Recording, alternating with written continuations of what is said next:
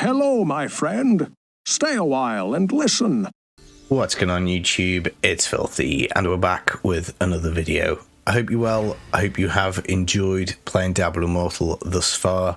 Today we're going to talk about the microtransactions, give my 2 cents worth on it. There's some pretty big problems with this, I think, in terms of the community. I can really understand why people are pretty pissed off with this. I'm going to talk about a few points, I guess, from my point of view, from the community point of view. Talk about the two main problems as I see them, really. Before we do jump in, as always, guys, thumbs up brightens my day. Do subscribe if you're interested in Diablo. I cover all of it. You know, by way of background, I am in the Diablo content creator program. I play Diablo 2, I play Diablo 3. I will probably carry on playing Diablo Immortal because it is a fun game. That is something subject, I think, to a later video. I will do a full review on the game. I'm pretty much nearly beaten it with rank 58. I've just got the final boss to do. I did try and beat him last night, and he saw my Demon Hunter and was like, right, I'm going to turn you into barbecue chicken. And he whooped my ass, but I think I can come back and do it again. I'm hoping to get it done today. Right, microtransactions. Now, like, as a starting point, I'm not necessarily per se terribly against them. I think ultimately games are entertainment for me. They're not necessarily something competitive, albeit I do appreciate that other people have the views that these games can be competitive. We will talk about that. That is a big issue, and I will get in. But I just want to say straight away, I'm not necessarily against them because I understand that game developers have to make money. Game studios have to make money, and you have to have an ongoing support to make content for the game. I think that's fair enough. I think that's completely understandable. You can't make a completely free game with no monetization at all because you're not going to make any money and you're not going to get any content. I look at Diablo 3, which is a box price game. We've paid for the box price. I personally have paid. I've bought that game about 5 or 6 times, various different accounts on PC, Nintendo Switch. And, you know, I feel like I have supported it. We had the expansion, I bought the expansion, I bought all the deluxe versions, but ultimately, once the sales of the game are done, the game is finished and there is no ongoing support. There's been barely any content for Diablo 3 for many years now. Dev team that have taken it over have done a good job. They are squeezing every last drop out of the rock that is Diablo 3 with the season themes we've had. I'm a firm believer that if Diablo 3 had successfully implemented the auction house on its launch, if there had been some way of ongoing monetization for the game, we would have got a lot more content, we would have got more classes, we would have got more end game things to do. So just as a starting point, Diablo Immortal will need support. Any ongoing game, I think, will need support. Now, microtransactions can come in various different ways. In Diablo Immortal, they are very much pushing power, and what really has done it for me is this pack here, services. So, starting off, Battle Pass. You know, I think it's fine. A Battle Pass is a good feature. It's something, you know, if you've ever played Fortnite or anything like that. It's something you complete daily, you collect your little rewards, you get your dopamine, it feels kind of nice, you progress through it and you just get a little bit of reward. And, you know, you're saying, right, well, I'll buy the Battle Pass, it's £5 a month, I'm happy to pay that to support this game. And you're getting, you know, various different things. All these things are useful. The Empowered Pass is miles better than the free one, as I guess as you would expect. And, you know, that's the kind of the basic starting point. Now, as I say, I'm happy to support the game in some way. That's the attitude I've come into it with because I do want the game to succeed. I would like more content for it. And so far, it's been a lot of fun to play. But I think actually the more you play the game, the more you realise just how much power it is that you can buy. So just as a brief overview of the microtransactions, pretty much it all revolves around these legendary crests because your character gains so much power from legendary gems. So I've got 6 that I've socketed, that I've found. I have bought some crests. I have bought some of the pop-up offers that have come. And the reason it is just so bananas is because we've got this thing called resonance, and basically the way it works is it adds all your resonance score of all your gems up and then gives all of your base stats a boost. So I've got 11.25% increased on all of my stats, and this is with kind of 1-star gem, 1-star gem, 2-star gem, 1-star gem, 1-star gem, 2-star gem, and these are all, I think this is the one I've got the most 2-star rank 2, rank 3 1-star, rank 1 2-star. These gems go up to 5 stars, and you can only really get them from rifting. You can craft them, but I think your probability of crafting a good legendary gem is like bananas slim. And even to craft it, I think you still need crests to get the runes to do so. But the point I'm getting at is these gems offer a ton of power, and if I had all rank 3-star gems, and the way you rank them up is by feeding copies of these or gems that you don't want, and that's how you rank them up. So you're already buying stats just straight out the gate, because without paying for these legendary crests, it is very hard to find these gems. The gems themselves are good. There's a variety of them. They get bonuses for each time you unlock them. There's a grind system here that is interesting, unlocking the powers. I like that. It's just a lot to ask people to a lot to pay for, I guess, really.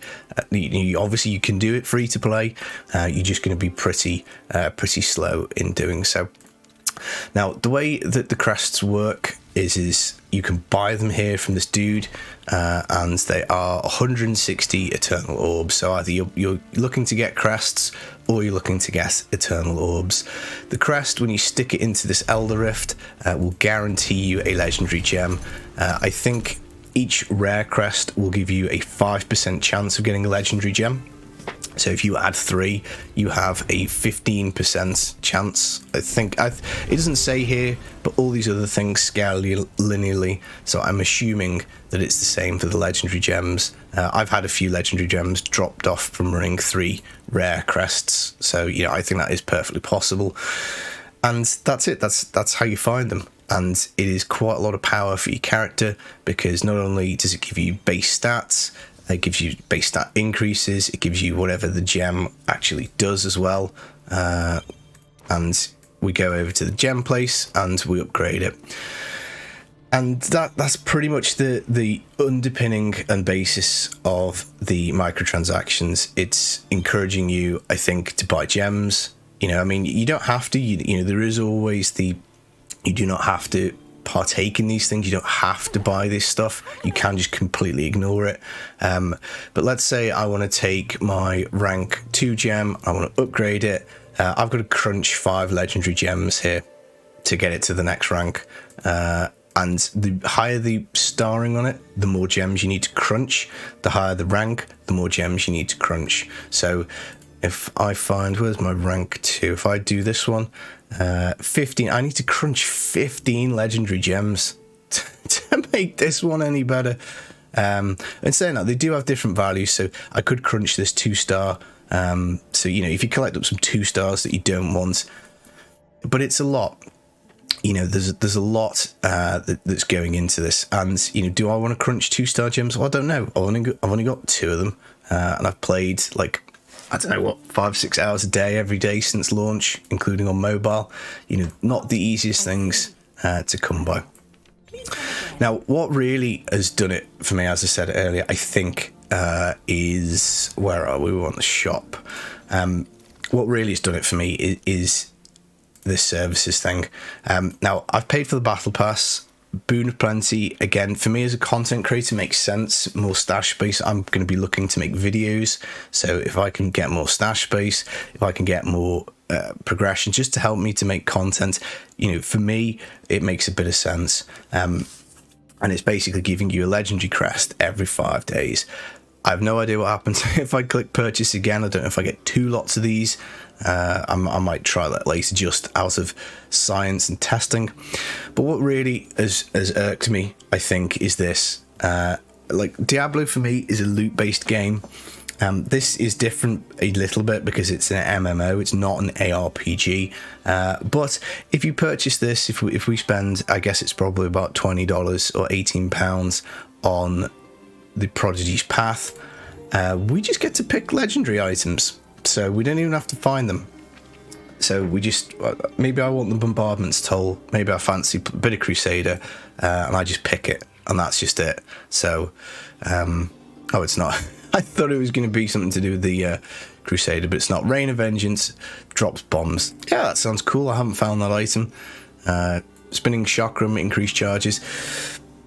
You know, we just pick an item, and for me, that's a bit of a cardinal sin in the Diablo universe. Diablo is all about finding loot. It's all about building your character, and now we just hand over $20 and we pick ourselves a free legendary. When we get to 60, I get to pick a pair of trousers, you know, and I get to pick a set belt at Paragon 5. I get to pick a different belt at 15, a pair of boots at 25, and a pair of gloves at 45. So I can get like 3 set pieces, presumably of the same set, by handing over $20. Now, that's going to save me a bunch of time. Plus, I'm also getting all these legendary crests.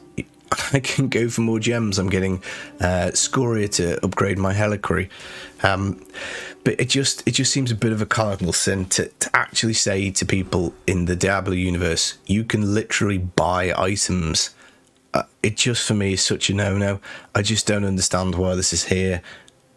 It just seems contrary to the principles of Diablo, which is, it's a loot game. You find your own loot.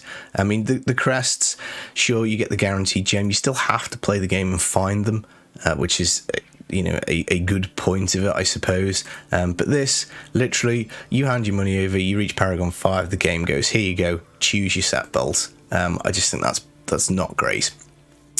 The next main thing I think really that makes the reason the backlash has been so bad over this is because you're basically selling power. You know, we've got all the kind of, look, these are the extra value. This, again, it's super annoying to see somebody say, oh, this is worth 400% extra value, because is it?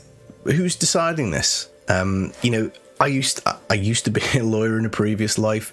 In the UK, we have something called the recommended retail price, and what it does is it basically says if you've got a car, you know, as an example, you want to sell something. Let's say it's a car.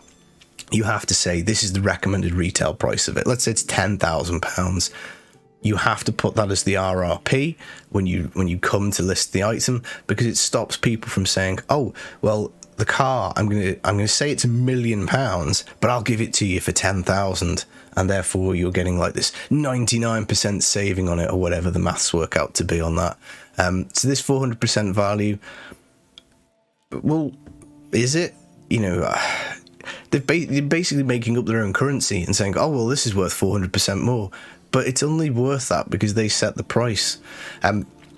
But the thing why I really think these microtransactions don't work in this game is because we're selling all these crests, we're buying all these you know, materials, we're buying all these orbs, we then go and get the gems, and we can rank up our gems, and we can make our characters super powerful. You've got a little bit of a problem with this, because this by nature is designed to be a competitive game. It's an MMO with 2 or 3 main areas of direct competition between players. So the whole kind of end point of the game is to get yourself to be the Immortals. So I've got a clan. We're kind of just waiting, I think, on a few people to get up to level 43, do their signets, and then we can convert ourselves to a dark clan. We can then go and challenge the Immortals, you know, in a direct PvP kind of scenario. Now, I'm not even sure if I want to start doing that, because I don't know if we're gonna get blasted by people who've, you know, dual wielded the credit cards and have got rank 5 legendary gems completely maxed out. So that's a bit of an issue. Next, we've got the direct competition of leaderboards, you know, between people. Like, I don't know if this guy's legit. I don't know if this guy's spent a load of money. I don't know if he's got, you know, credit cards that he's sticking in. You know, maybe not. Who knows? But at the end of the day, it's always going to be there in your mind, isn't it? Anytime you lose, you're creating a really toxic environment where you're going to say, well, I've only lost because this person's blasted the credit card, and it's encouraging you to improve your rank by spending. Spending will give you direct power and will get you up this, So that's a problem. And then you've got the battlegrounds. You've got direct PvP. Again, I haven't gone and tried it out yet. I'm a little nervous too because I don't really want to be... I play video games to chill out. I play them to relax. I don't really want to be getting blasted by somebody who's spent $200 on legendary gems to basically kick my ass. That doesn't sound like fun to me. So all in all, I think the microtransactions are a problem because we're buying gear. I don't like that in a Diablo game. Buying power, I think, in a direct competitive game is bad. I play COD Mobile a bit, and I think it seems to me it's almost like saying in Call of Duty Mobile that you can just straight up buy the best stuff and blast everybody. That's what it feels like. If you remember a few years back, we had the whole fiasco with the Battlefront 2 Star Wars. I bought that, and that was loot box heavy, and at the start of the game you could just straight up buy power. You just buy the loot boxes and you made your characters much better, you made your ships much faster, you did more damage, and the backlash to that was pretty bad. And I think it's the same sort of thing. Buying power in an individual game, if it's just a solo thing, it doesn't really bug me, because pay to win I think gets thrown around a lot. And if it's just pay to finish the game faster, then pay to skip content, I don't mind that. I think that's sad. I think if you want to pay to skip playing a game, you're obviously not enjoying the game that much. That's bad game design, and it's bad for you as a person. If you're thinking I'd rather pay money than actually play the game and earn my own stuff. But when you're talking about direct player versus player, and you are paying to have a better chance of win, I think that's where it becomes really difficult, because you're potentially getting people in Toyota Prius to race people in Ferraris, and that doesn't sound like fun. If you can't afford a Ferrari and you're having to get in a car race with somebody in you're in your Prius, they're in a Ferrari, no shade on Toyota Prius or whatever, but you're just not going to win. It's a shame, because the game is a lot of fun, and I do maintain, I think, that you can just ignore all this bullshit. If you don't want to buy any of this crap, you don't have to. You can play the game. The game has got about 20 hours to play through just on normal difficulty. You can probably carry on much past it. You could probably play this game for 100, 200 hours and not put a penny in. And that is always, I think, the counterpoint you can make to this. And I think you can totally have a good time without paying in this game. But I think if you try and push the competitive element of this, the challenge rifts, you're trying to push the competitive element with the Immortals versus Shadows, PvP, just letting people buy their characters with gems seems a bit nuts to me. Anywho, they're my thoughts on the microtransactions. Does it mean it's a game that you shouldn't play? No, I don't think so. I mean, if you choose not to play the game on the basis of the microtransactions, I think it's a free world. You're entitled to do that. I think you're equally entitled to say, well, I just won't partake in them. You're also entitled to maybe spend $10 a month, $20 a month, $30 a month, whatever it is you want to do. One thing I would say, having been through mobile, I've played a lot of Raid Shadow Legends over the couple of years. I've kind of stopped because that game just got too time heavy. But where this goes next is probably going to be what we're buying now. Probably will be complete shit in about a year, because that's just how the power creep in these games work. There'll be extra things that'll be added that'll be more powerful. They'll get you to spend again. So anybody, I think, spending $100 on 6,000 orbs probably will find that that's worth less in a year's time. As in the $100 will be something else at that point. That'll be more powerful, that'll be better, that'll be bigger, that you'll have to do to stay ultra competitive. But I guess that's a bit of an overview of the microtransactions. Now, this is where it should be, I guess. I suppose if we move on to maybe some feedback, what I would imagine would be a good system for the game, because we do need ongoing support for it. The game does need to make money for content. I think cosmetics are a great source of microtransactions. If people like the game, I think I'd happily spend, you know, $10-20 a month buying skins, I think, to support a game. That's how Path of Exile does it. You know, tremendously successful. If you like the game, give us some dosh. I think the battle pass actually is fine. I think if you want to basically gate people into it, free battle pass, or you pay $5-10 a month, whatever, and you get all the goodies, then everyone's on a level playing field. You're either paying or you're not, but everybody who is paying is still on the same footing. So you're only kind of like dividing it by two. And I think that probably is about as far as the transactions should have gone for power. You can pay for a battle pass and you get extra goodies, or you don't pay for the battle pass and that's it. And basically your reward for being a supporter of the game and giving it $5 a month, $10 a month, whatever it is that you get cosmetics, you get some extra gems, get some extra goodies, and all these types of things. And I think that's fine, because ultimately, if you're paying to support the game, I think maybe you should get a little bit of an advantage in this like higher tier. But telling people you can just pimp your character out by spending, I think someone's worked out it's like over $100,000 currently as it stands to max out a character. I mean, that's ludicrous. That is just beyond ludicrous. But yeah, I was hoping it would be stuff like this. Like, these cosmetics are cool. I would happily spend my orbs on them. Obviously, I've already got one, I think, with the battle pass, maybe. Or maybe it was with the pre-registering of the game. But if there is a cool looking skin, I would happily buy it. Again, as a content creator, maybe I'll pick up some of the bundles. Initially, I started off gung-ho, just buying everything, just thinking, well, I'm going to support the game. $5 here, $10 here, whatever. But, as you get further into the game and you realise that literally it is just about selling legendary gems, it doesn't feel great. But there we go, guys. That is my microtransaction review. As I say, the buying gear. Oh, God. No. Right, so I hope you enjoyed the video. I'll catch you again real soon. Take it easy. Peace.